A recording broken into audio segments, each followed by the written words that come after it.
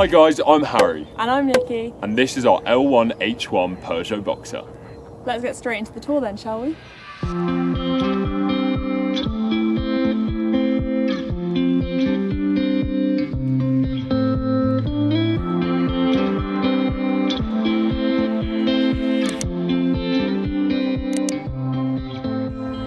So let me show you the interior of our van.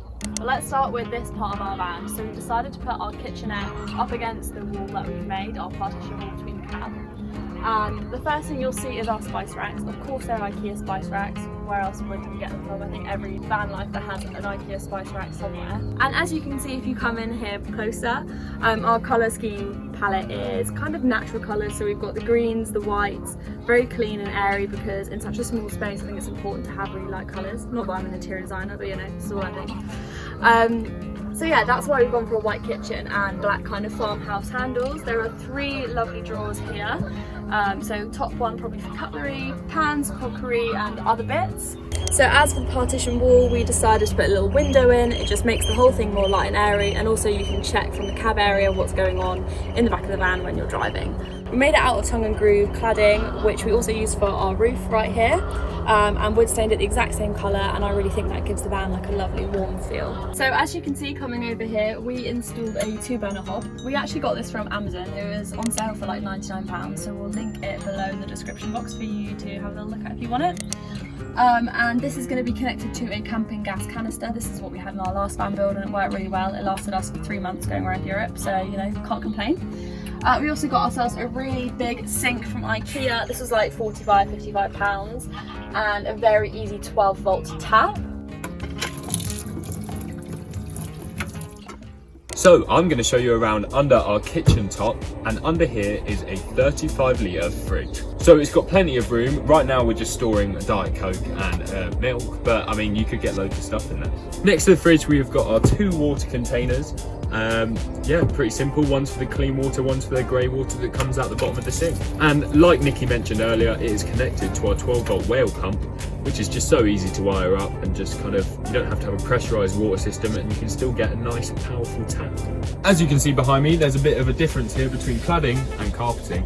We carpeted the back so that we could get in our full-size double bed. So graceful. I'm fucking falling. Alright, exhibit A, us lying down flat on our bed. And just under here we have some storage boxes where we imagine people are just going to pop their clothes in.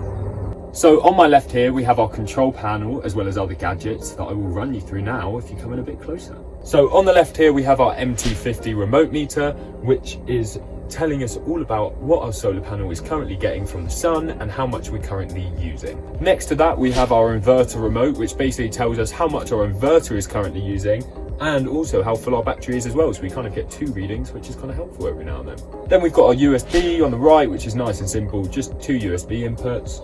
Then a nice little light switch next to that that does our 2 lights on our ceiling.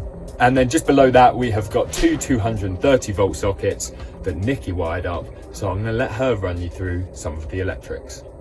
So here we have our battery, which was the most expensive thing. It is a 220 AH calcium leisure battery. It works fantastically with our inverter and our 12-volt setup. So in terms of where we get our power from, we get it all from the sun.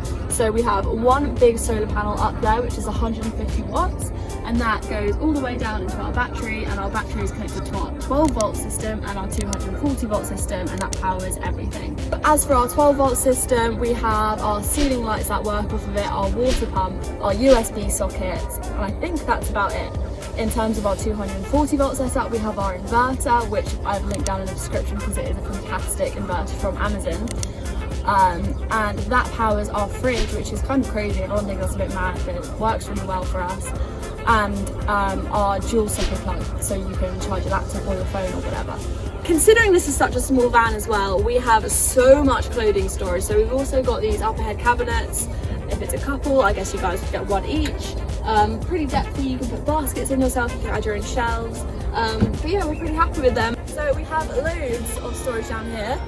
And I think this is perfect because it's such a small van. I think it's perfect for people who want to put like camping chairs in there, a little camping table.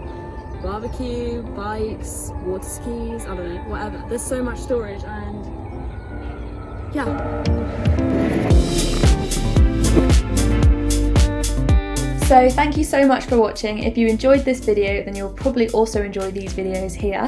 Make sure you like and subscribe, and we'll see you next week for our full van build time-lapse video. Bye!